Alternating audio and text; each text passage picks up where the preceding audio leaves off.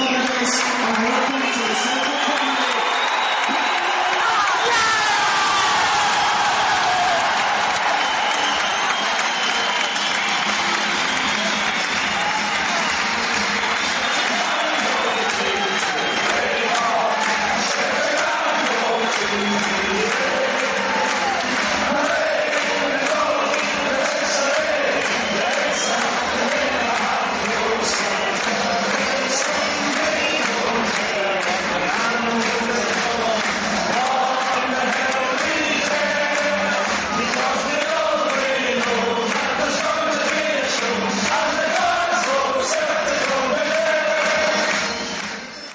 What a day and what a week. Oh, it's been marvellous to be a Celtic supporter these last few days. Makes me want the football season to start just this weekend. However, I want Brendan to get his feet under the table, get to know the team and get it flying. Most of you will have picked up some audio and maybe even watched the press conference online. Myself and a couple of others were very fortunate enough to have been invited along by Celtic to witness the unveiling of Brendan Rodgers. And so on the podcast today, I've got a quick chat with Paul the Tim, a quick chat with Celtic fan liaison officer John Paul Taylor, and some audio from the Brendan Rodgers press conference, including audio which many of you may not have heard if you've listened to Celtic Research's audio on SoundCloud. You will have done. If not, it's an interview that myself and 2 or 3 bandpots were able to get with Brendan Rodgers, asking press questions that the mainstream media didn't ask at the press conference. Following on from all of that, I also thought it would be appropriate to get some chat about a fan's eye view of Brendan Rodgers' time at Liverpool. So I called up the guys at the Anfield Wrap and had a bit of a chat with Robbo from the famous Liverpool podcast. Anyway, enough from me. The Anfield Wrap guys are coming up to talk about Brendan Rodgers. We're going to have Paul the Tim, John Paul Taylor, the Celtic fan liaison officer. But first up is the chat with Brendan Rodgers. So this is me, Harry Brady, handing over to him, Brendan Rodgers.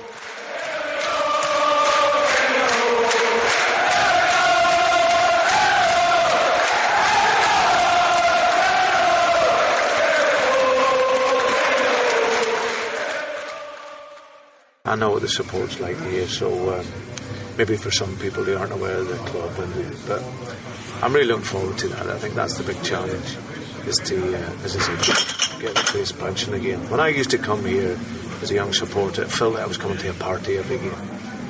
Do you know what I mean? It was a real, do you know what I mean? I would leave here, I was brought across to Baird's Bar, across the way, do you know what I mean, with some lunatic support. And it was incredible, but it felt like a party. You know, they turn up here, the team was playing attacking, vibrant football, and afterwards it was great. And then you go home and you talk about it for weeks, and you know, so if we can get that going, whether it's on a European night, Scottish game, whatever, we need to get the stadium going again. I put a tweet out earlier just asking what people's questions were, and the main question was about Tommy Burns, about the influence of Tommy in your career. Incredible. It's hard to explain that. As I said, I was a young coach. I just admired him so much as a man. You know, he'd come into Reading, and he was a top player, Tommy, really, and his mindset as a coach and a manager was of big players. You know, you think of, you know, you'd hear Van Hooydonk, he was a top player, Canio, you know, George Cadete, the team, the boys that he had here, you know, were all good players, and he himself was an outstanding player. But with him, I just his whole persona, you know, his football knowledge, of course, is there, but as a human being, you know, and even when he was at Reading, he was going to mass regular every morning before training, you know, would very rarely have a bad word to say about anyone. And like I said, I'd come up to here and seen him and would, you know, come here. The Emmy Rosemary and that, and it was fantastic. Sorry, she's sitting on here. Come here. This is Lola. Hello. Okay, you want to sit here? Lola's a big Celtic supporter, isn't it? We can see that. Yeah. You're amongst friends. That's it. So, an incredible man. Loved his family, real family man. So much human qualities I got from Tommy. The football was natural. He loved Celtic, the passion for here. And as I said, even when he left, his love of Celtic was incredible. Now there's a bit of sadness as well, because as I said, he'd loved to have been here. But I feel him here when I come back. I look at the pictures around him, walking around, seeing that great team that he managed and coached. That's probably. I just thought you want a picture right there. Yeah, we're going to. Did you see me having a picture over there? Yeah. Did you like it? No, I took a picture of you. You took a picture of me. Good girl. Well done. Well, that's very, very good. So we have to listen to these guys here. On your mummy's phone. Yeah, well, that's good. Okay. Paul. Yeah, I know you've probably early, Brendan. You've been here for 2 hours now, but how are we going to play? What's the vision? What can we expect? Well, I've always tried to listen. First of all, you've got to look at your players and see what the players that you work with. But ultimately, I think if you were to assess my sort of football and ideas, it's purely about a real aggressive defending and hunger to get the ball back. And then obviously when you got it, really a team to dominate the game, and that's the attraction of coming to here. That's what you expect here. They expect a team to dominate, to play at a tempo, to play with aggression, and to score goals. And if we can do that, then we'll have fun and enjoy it and have success with it. Absolutely. The plan for the last 2 years largely was build our own stars, develop our own youth, but quite a lot of the problems that we had in the last 2 years was that it left us short in European football, and this is one of the big challenges I think that you've got. And how do you see playing this one? Because we have to develop talent, whether it's buy it in at a value or develop it through the youth system. But come the last week in August, we've got huge games to win. I mean, how do you see that playing out? Well, that's the balance, isn't it, between developing youth, and unfortunately it's going to take time. That's unfortunately how it is. And I know you're looking at me and well, you're not going to get the time, and I know that. I've been a manager now at big clubs, so I understand, but you've got to manage that. That's the whole idea. Give the players confidence to know they can do it. Can you develop them and improve them so that they can go and play under the pressures, so that'll be the idea. And like as I said, if you can get the good players around the young players, then that can really help them. Paul talked about heroes of the future. Who was your first Celtic hero?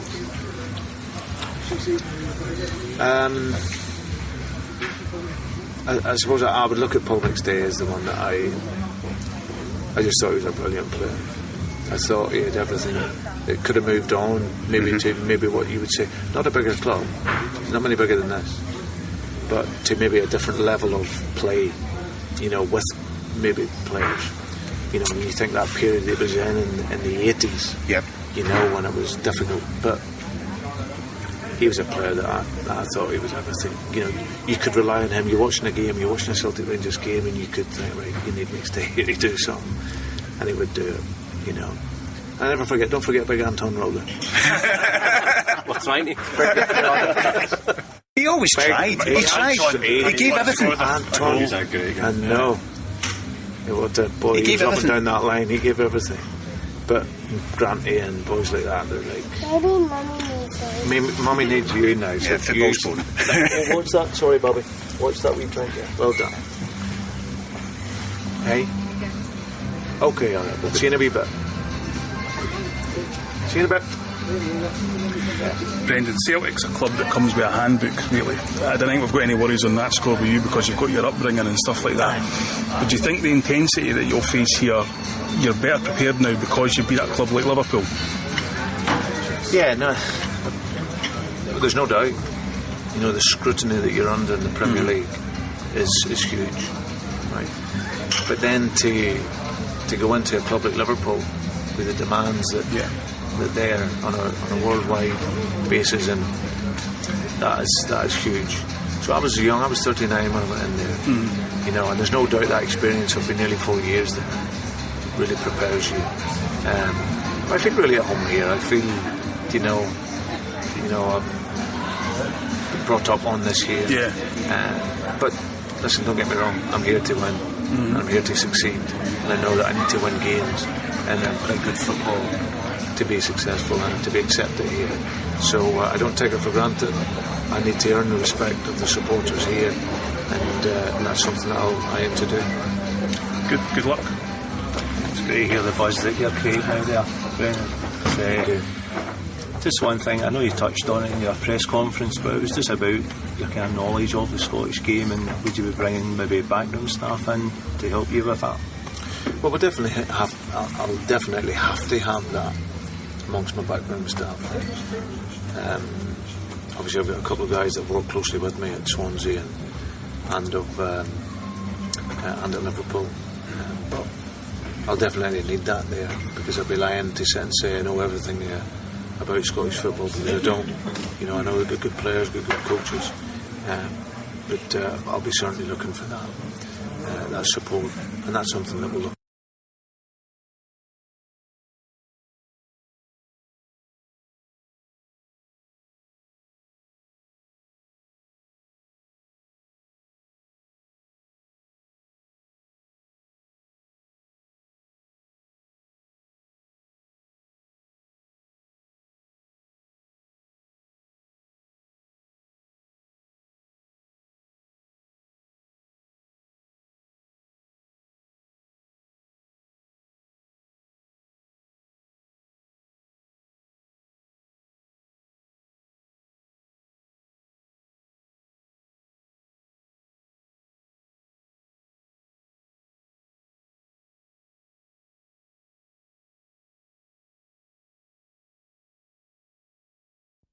So that was Brendan when he was chatting with myself, Celtic Research, and a couple of other online Tims.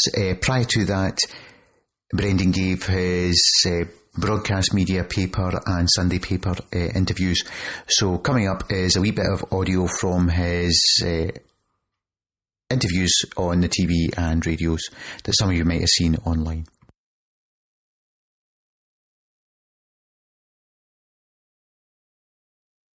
Thank you. I think the first thing to say is welcome to Brendan and his family, who are all here today. This is a very special football club, and I think he's got a very special manager. There was huge interest in the job, and we met a number of candidates who were of the highest calibre. I think I'd like to take the opportunity here just now just to thank them for that. They all were very, very impressive. But Brendan was the outstanding candidate, and we were delighted that we made the offer to him and they accepted. He's a manager of the highest calibre. He is known around the world as a fantastic coach, a fantastic manager, a fantastic man. The added value for us is that he has got great affinity and affection for Celtic, which is very, very important when you come and be the leader of this magnificent football club. So I think we've got a very special man, very special manager, and I'm really hopeful that there's special times ahead for Celtic. And we'll just take questions now. Thank you. Brendan, congratulations. Why was this the place for you to relaunch your managerial career, I suppose?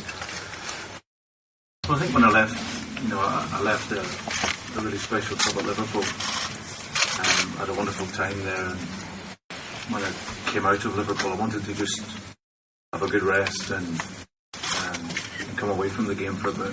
And obviously, tried to then plot what would be the next move, and hopefully going into another big football club.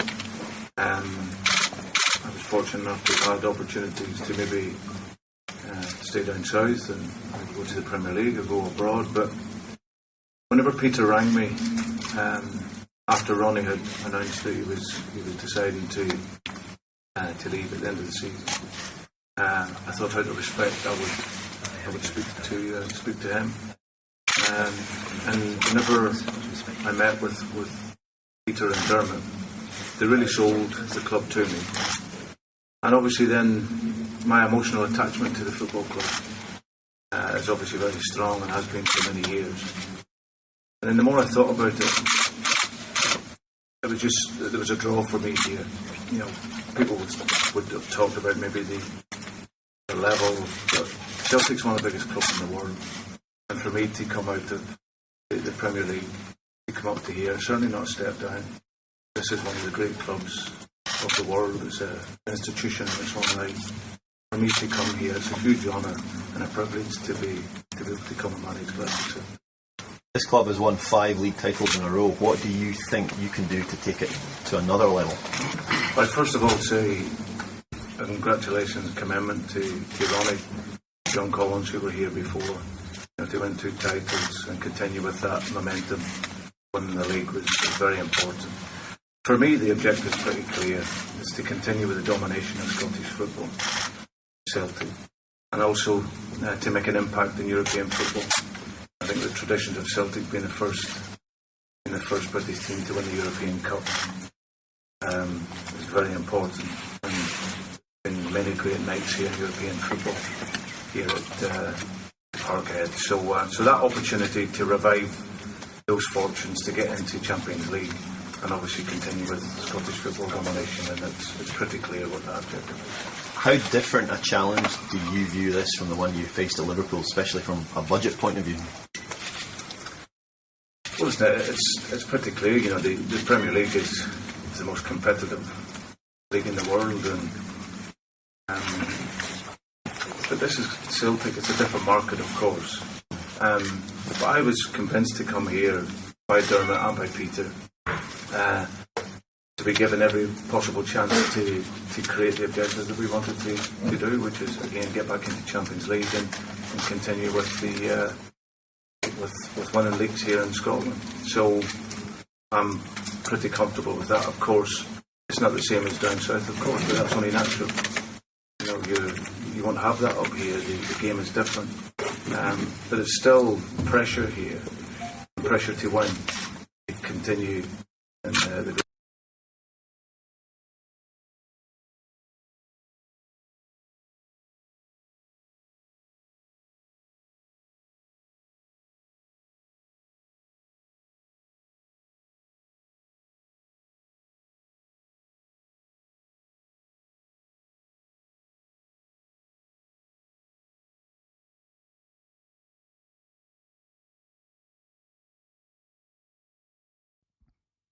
You can pick up the bulk of the Brendan Rodgers press conference from the Celtic YouTube site. I think you can also get it from Celtic TV and on the Celtic website and various other places. So I'm not going to do too much of that because it can be picked up elsewhere. The purpose of this podcast is to give you something a wee bit different than you might have listened to already. No doubt, like me, it's been wall-to-wall Celtic and Brendan Rodgers with the odd Hibs victory chucked in over the last 3 or 4 days. So with that in mind, I decided to contact the guys at the well-known Liverpool podcast, the Anfield Wrap, and have a chat with them about their perceptions of Brendan Rodgers, what we can expect from the man. And I spoke to Robbo, who very generously gave me 25 minutes of his time. So over the next course of the podcast, you'll get an insight into what the Liverpool fans thought and the type of football we might be able to expect from it. You'll hear my opinions on here a wee bit as well, but mainly it's Robbo. And the exciting thing for me was the overriding theme he came across with was the very attacking football that Brendan Rodgers played. Wonder where he might have got that from. Anyway, here's Robbo from the Anfield Wrap.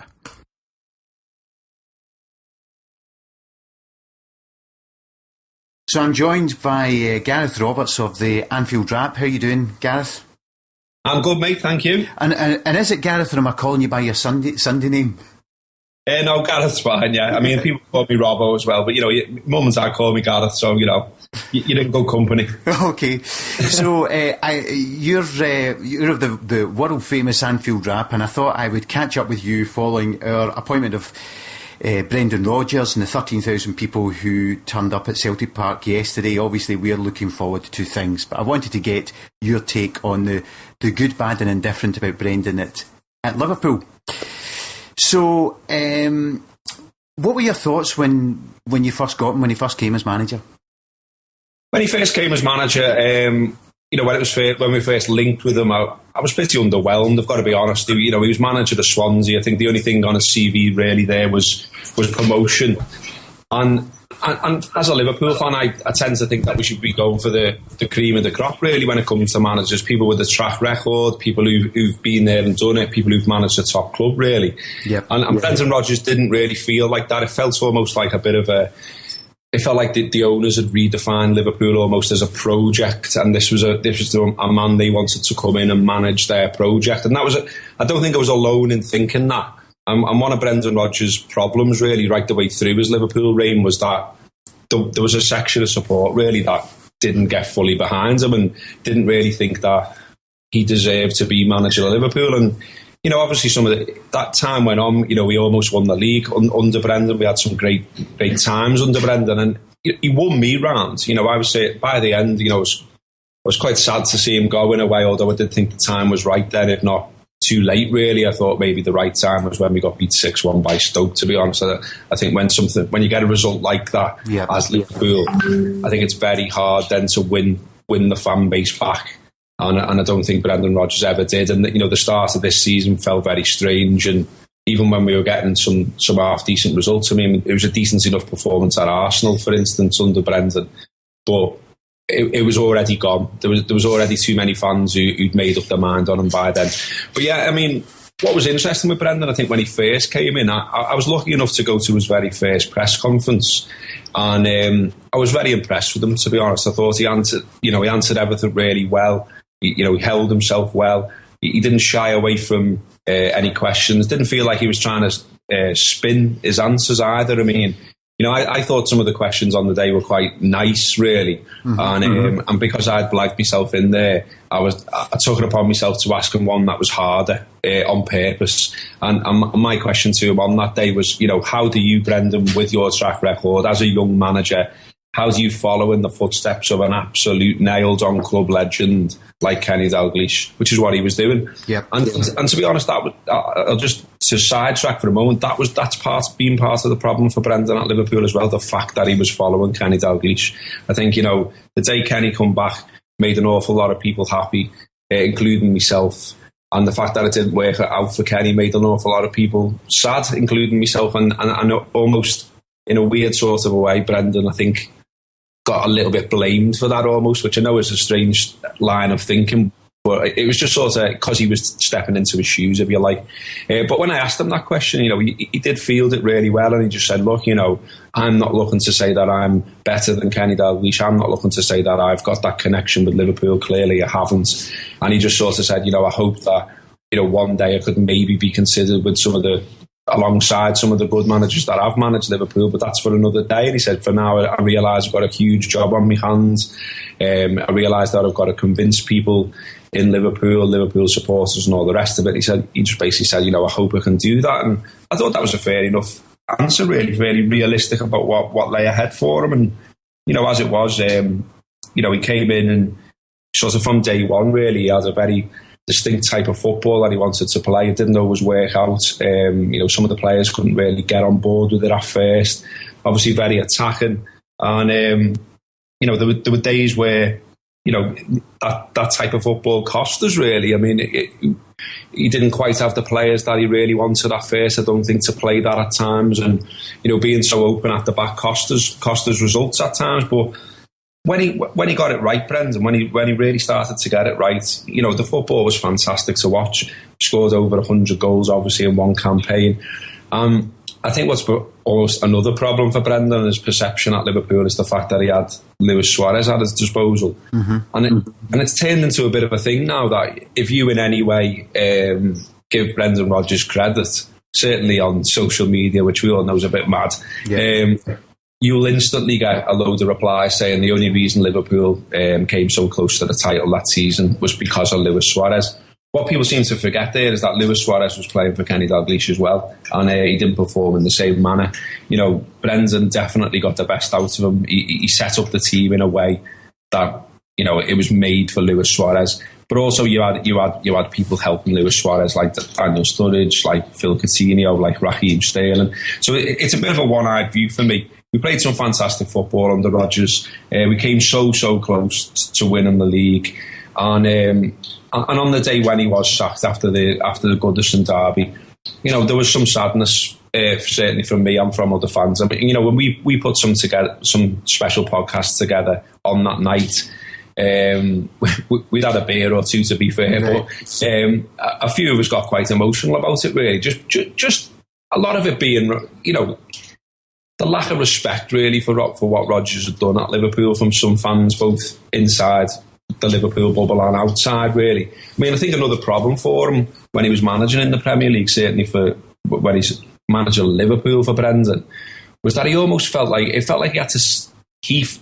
He felt himself, I think, that he had to sell himself at times, you know, because he didn't have that track record to fall back on. Like, you look at Klopp now, and Klopp's he's got the confidence, he's got the arrogance, he's got the track record to lean back on. Brendan didn't have that, and it felt at times that he was a bit too chummy with the media. You know, he wanted to have a joke with them, he wanted to be their mate, and it was like he felt he had to win the media over all the time, and I think that grated with a lot of Liverpool fans, and perhaps, you know, led to the kind of views that I was talking about earlier, and so that's a bit of a shame, and I'm glad really that he sort of took his time over the next job. You know, he was linked to a lot of jobs. He was linked to jobs that, you know, like he was linked to Villa and things like that, and you just thought, you know, you just don't go near that, because you go near that, you're going to get relegated. No one could have saved Villa. They were only heading one way, and then you've got that on your CV as well as sort of being perceived as a failure ultimately by many at Liverpool. And so, you know, with this job now, I don't know what you lot think, although the fact that 13,000 turned up to welcome him, it sounds like, you know, you made up to have him as your manager, which is great, but it feels to me that it's, you know, it's a good fit. It's a good fit for Brendan. It's a good challenge, and I'm looking forward to seeing how he gets on there. Really, to be honest, I think he's a good coach. I think one of the things, and I don't think he should be judged against, you know, how it ended with Liverpool. Judge it instead against, you know, the good times with Liverpool, because there were good times. Yeah, one of the things you touched on at the beginning is he arrived with no goodwill, really, from the supporters, because he had no track record.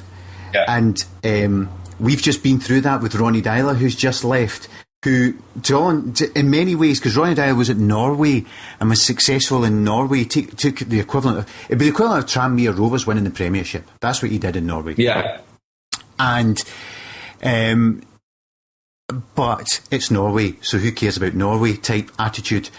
And I always felt he was up against it, because the minute, if you don't start off well and you don't have that goodwill, then people say, see, I was right. So the same point you just made about Rodgers, comparing Rodgers with Klopp.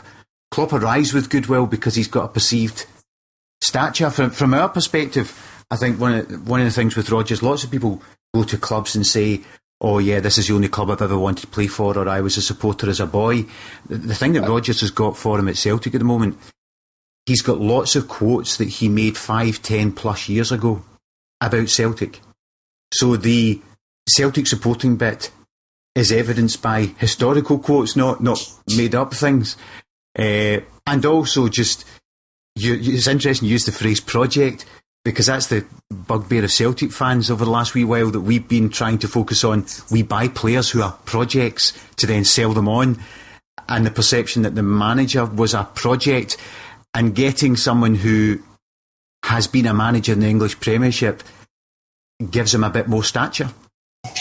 Yeah, I think so. I mean, I think you're right there in terms of that project thing as well, because that was a bugbear with us as well. And you know, a lot of Liverpool fans were saying, you know, we already had been sold this sort of money ball idea, if you like, and this idea of, you know, not buying older players, not buying, well, proven players really as well. And it was almost the idea that you could get this young coach in who could get them, you know, running through brick walls for them and all the rest of them, improve, you know, polish the rough diamond and all that sort of thing. And I think, you know, that was the perception of him because of what he'd done with Swansea. I guess the perception of him now is quite different in that he has worked with some big stars. I mean, you know, Luis Suarez is obviously one of the best players in the world, if not the best player at the moment. Mm-hmm. He's also worked, you know, with Daniel Sturridge and other Premier League stars and took them, as I said, so close to the title. So, you know, he's got to have something there in terms of management. I mean, another thing worth mentioning as to why maybe, you know, certain views were held against Brendan Rodgers throughout his reign at Liverpool was the fact that he he did the documentary, the Being Liverpool documentary, in his very early days as Liverpool manager, and that was a huge mistake. I mean, I don't think any manager would come out of something like that well. You look at any of those documentaries that have been done down the years, and who comes out of them well. I mean, everyone takes the piss out of Graham Taylor for the one he did with England. Peter Reid's just seen as some foul-mouthed scouser, which may well be accurate. But none of these managers come out of these fly-on-the-wall documentaries well. And not least, a manager stepping up really to take charge of a huge club like Liverpool for the first time. And then every single thing he's said and done in that thing is being picked up on, the envelopes, the way he's putting his arms around certain players, what he said to Raheem Sterling, what he said to John Joe Shelby. All those things were held against him and brought up time and time again, and still are now. And there's footage of his house. And the camera pans around his house, and somewhere in his house he's got a drawing of himself on the wall, and that was the huge amount was read into that about it. That means he's got a massive ego. That means he loves himself. That means this. That means that. When you got more facts around, the bone of that one, really, if you like, it later emerged that was something that he bought in some kind of charity auction. So, that paints a slightly different picture of it all. And so it was a bit unfair, really, because, no other manager really is exposed to that sort of thing. And it was an idea by, as far as we know, someone in America thought it would be a great idea and a way to almost market the club around the world, and it backfired, let's be honest. I mean, I think they underestimated what the English media and English fans are like, and how much they'll jump on something if there's an opportunity to take the piss, and that's what happened. So I think now Brendan can put all that aside. Going up to Scotland, it feels like a proper fresh start for him, a different league. He is good with players. I mean, no matter the criticism that he's got, he is good with players. He got more out of players at Liverpool. He improved players, and they did in the end understand the system they were playing and got regular great results out of that system. And we were absolutely destroying teams under Brendan Rodgers. And okay, it went wrong in the end. And I think one of the reasons it went wrong in the end, by the way, was that he almost lost faith in his own methods. I think it was one of those where I wouldn't call him a bad manager based on how it turned out in the end. What I would say about the way it turned out in the end at Liverpool is it just felt like he'd run his course, and he almost overstayed his welcome. And he was talking to a lot of the same group, trying to motivate them again and again. And I think, the phrase always is the manager has lost the dressing room. Well, I think in Brendan's case he had in the end. I don't think they had faith in what they were being asked to do. He tried to be a lot more pragmatic all of a sudden. He was trying to play defensive football and maybe sort of nick one, and more players were being asked to play out of position.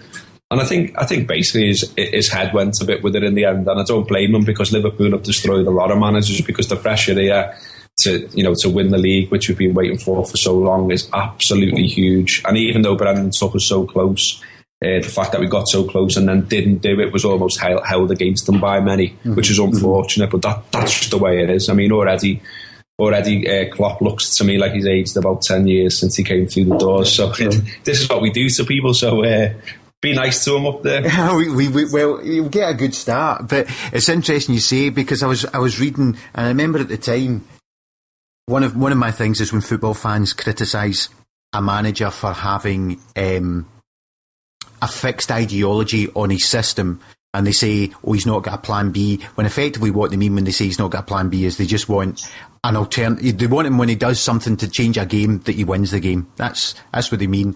And I remember with Rodgers that at first he was getting criticism for trying to get players to play a system that they weren't familiar with, and then he seemed to be changing systems and having different systems, and he was praised for his adaptability, and then towards the end he seemed to be getting criticised for adapting too much and having too many different formations.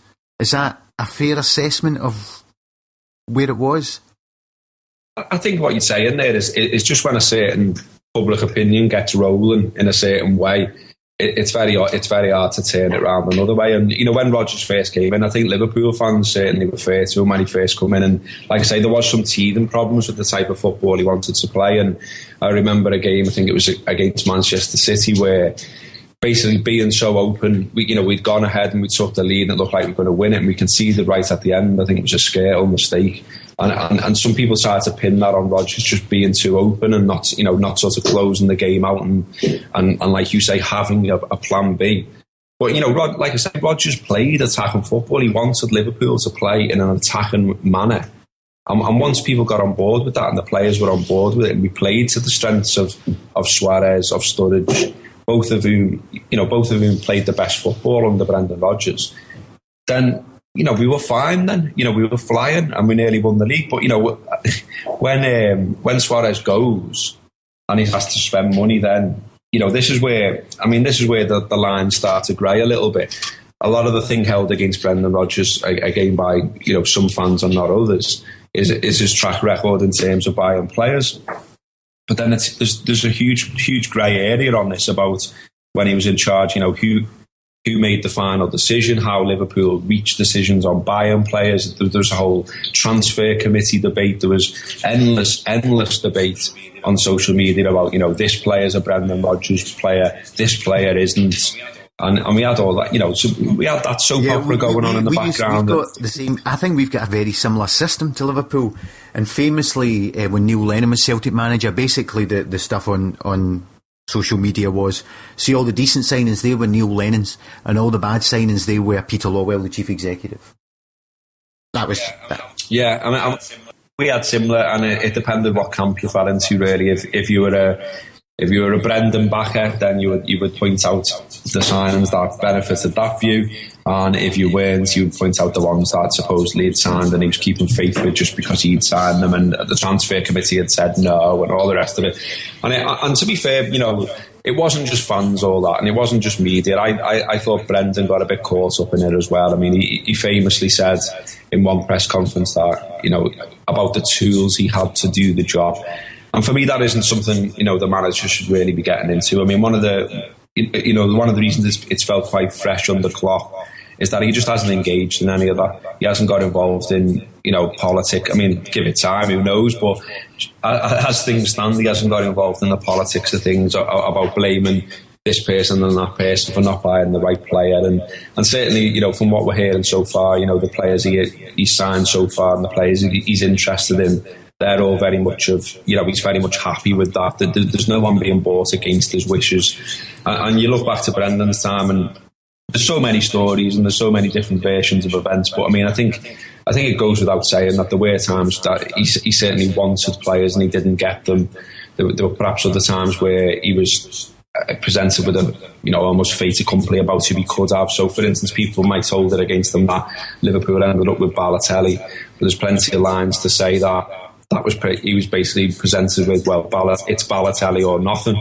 And that may explain, why he acted like he did at times in public around Balotelli, which wasn't always to my liking. Again, you give the media an inch on anything to hint that you've got a problem, and the media absolutely thrive on any idea of conflict. So the idea that there was perhaps different factions within the club between Brendan and transfer committee and owners, then the media are all over that and they stir it up and fans get into it as well, and then it just creates a bad atmosphere. And one of the great things now about Liverpool is that Klopp's united everyone and we're all back on the same page, and there's been some fantastic atmospheres this season, but in the end for Rodgers there was just there was a huge amount of people who didn't want him there. There was plenty who supported him and tried to argue his case. But you just had these factions within the support, and that's not a good place to be.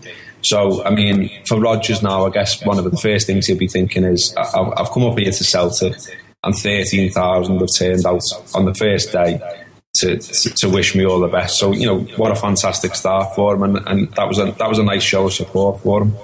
Do you know what everything you've just said has made me think, and has made me think there are direct comparables between for Rodgers coming to Celtic, put Klopp coming to Liverpool. For Rodgers at Liverpool, put Ronnie Deila at Celtic. In that there's a committee, there's more than one person makes the choice about signing players. There's ambiguity about how much the manager wanted the players. You get the feeling that towards the end it was coming to a natural end because the players weren't playing the same system. The new guy comes in with additional gravitas, and you just get the impression that he's going to get his way more than the other guy. And to some extent, you might think maybe if the last guy had the same amount of autonomy that this new guy's going to get, it might have worked out slightly differently. It does seem a bit of a replication from it. I'll not keep you too long. Just one other thing I was going to ask you on that. Often when things are not going right, you then start to hear rumours about things like fitness of the players that people see on the pitch. Well, the reason they're not playing well is because of fitness. Was there anything like that? Was there anything about the team being fitter after Dalglish to him, or not as fit, or fitter after Klopp, or any of that sort of chat? There's been fitness chat certainly around since Klopp's come in, because Klopp's known to work them hard, and there's a lot of talk about, you know, triple training sessions and all kinds over the summer. Obviously, you know, his game as well as been well documented is about, you know, pressing high up the pitch and counter pressing.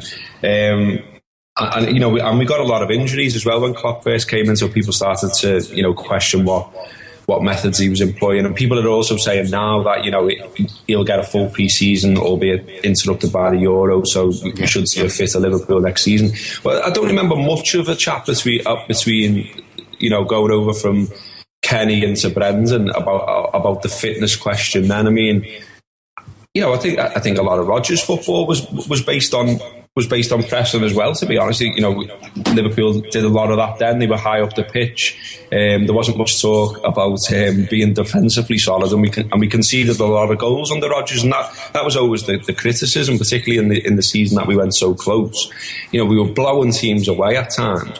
But then, you know, you turn on the radio and like, you know, you'd have the so-called experts on there criticising, saying, you know, it doesn't look like Liverpool are that tight at the back. But it almost felt like the you know, the small blanket explanation where if you put everything into attacking, then you can't put everything into defence, and vice versa. And Brendan said Brendan's best when he was at Liverpool was when Liverpool were an attacking side, when Liverpool went out there and blew teams away, which they did several times, and we had some great, you know, really had some great times under Brendan. And like you said before, I think a lot of it's just perception. You know, people start talking about Plan B and all the rest of it, and there was a lot of that. You know, when the time was right to criticise because we've been beaten, people would jump on and say, well, I don't think this fella can organise a defence and all the rest of it. But, you know, so much of it is down to the players you've got at your disposal and the style of play you choose to go with, and whether those two things fit.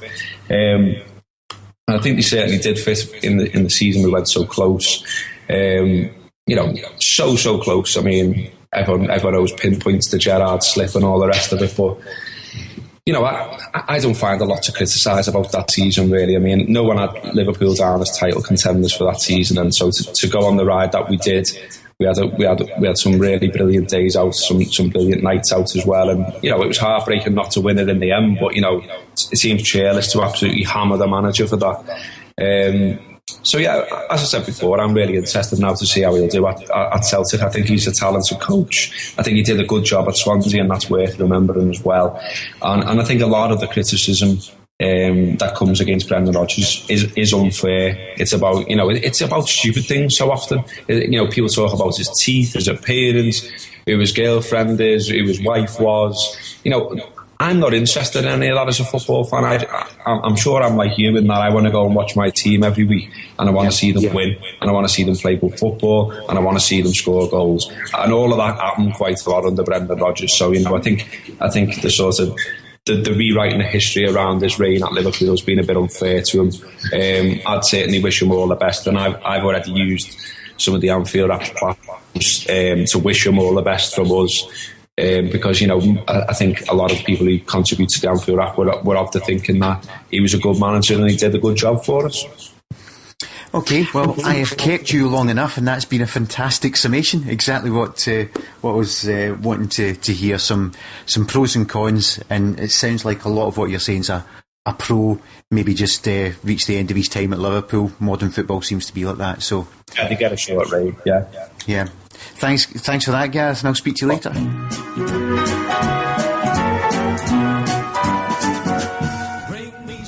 So that's Robbo from the Anfield Wrap giving us a bit of an insight into Brendan Rodgers' time as Liverpool manager and the challenges. And as you heard me say there was a bit of it was for Brendan Rodgers at Liverpool sticking Ronnie Deila at Celtic, and for Jurgen Klopp sticking Brendan Rodgers.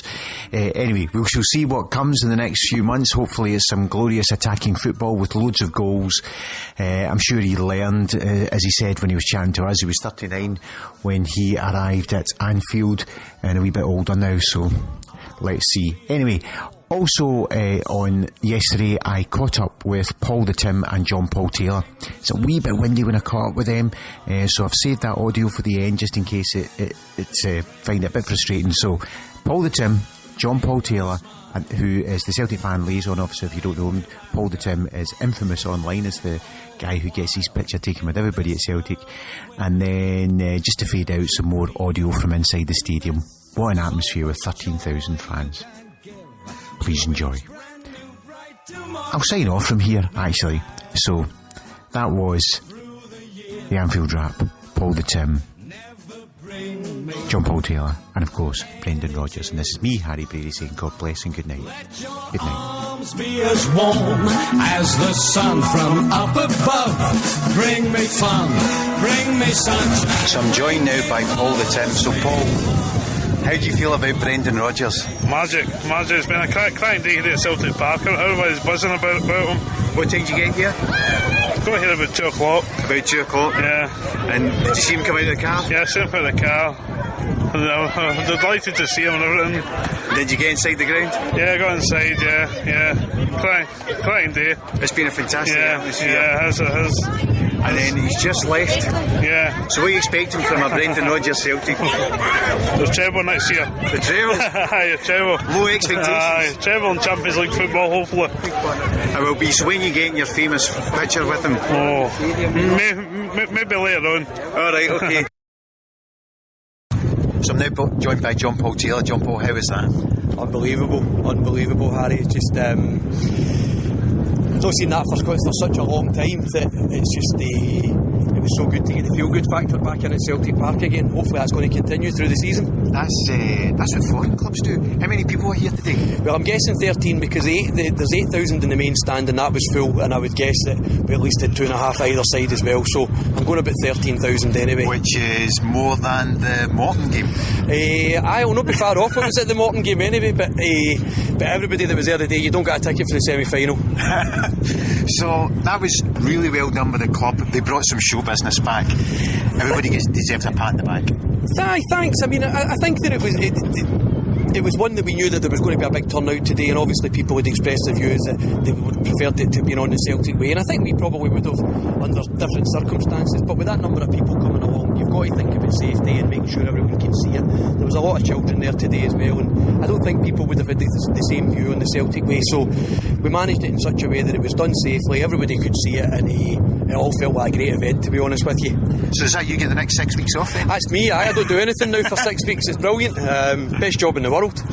I wish. Aye. No, there'll be plenty to do, and hopefully we get the demand that it looks as if we're going to get through Brendan coming now as well. Then hopefully that creates must be a queue around the block for season breaks. Well, we're still selling at the moment. I just had a wee look there, the ticket office is still busy with people coming in, and obviously we're selling new season tickets. We're on sale for anybody that's not got one now, they can still buy one, and obviously the objective, as he said, is to get that Lisbon Lions upper and get that open, get it full, and get us over back over 50,000 season tickets. That's the objective. So no, it's going to be a busy summer. We're ready for it. But excellent. Well, you go.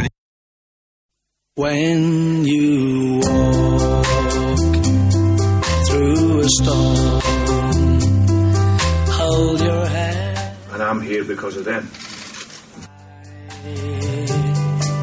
And don't be afraid of the dark. You know, I've been a Celtic supporter all my life, and I'm very lucky now to have been given the opportunity to step out of the stands and onto the sideline and manage the team. So hopefully they'll understand when you have that passion and emotion involved with the club that myself and my staff and the players will be doing absolutely everything we can to meet the challenges that's set for us. And like I said, which is to dominate here in Scotland and obviously to qualify Champions League. And for that we need them. This is an incredible football club. The support here is phenomenal.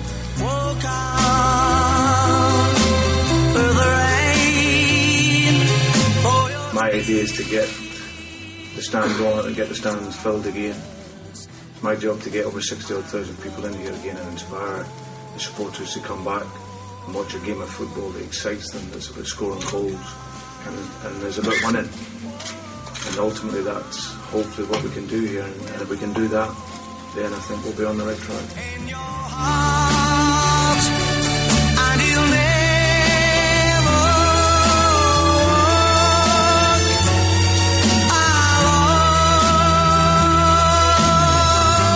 alone. The lure for me here was coming to Glasgow Celtic, one of the biggest clubs in the world, and helping them to progress how they want to go.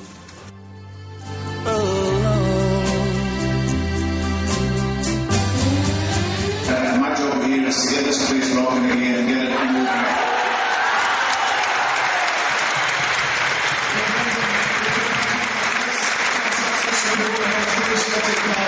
We all look forward to the start of the Brendan Rodgers revolution. From myself, from everyone that's here to see you today, from Celtic Park all over the world, we are proud to have you as Celtic manager, and I hope you know that we at Celtic Park